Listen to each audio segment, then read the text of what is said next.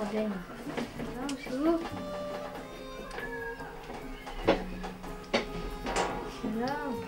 שלום כבוד הרב.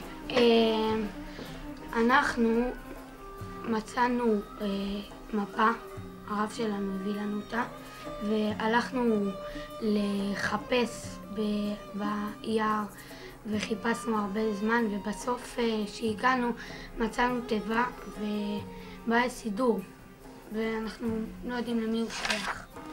אולי תמצא בו איזה רמז שקשור למשהו, למישהו.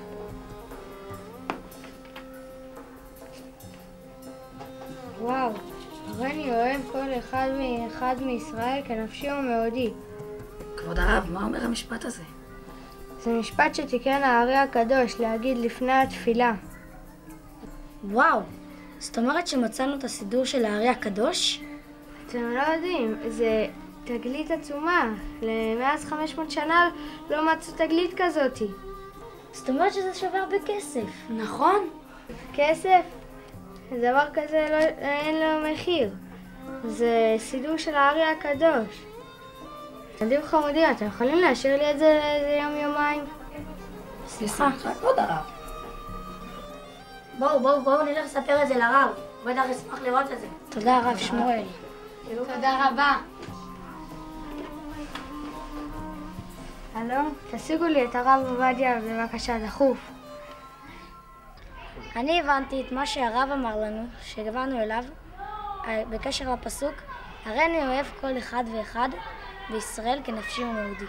כן, שכל אחד בטיול הזה עזר לשני ולא ויתר, ורק בגלל זה אנחנו הצלחנו למצוא את האוצר. לא סתם אוצר, הסידור של הארי הקדוש.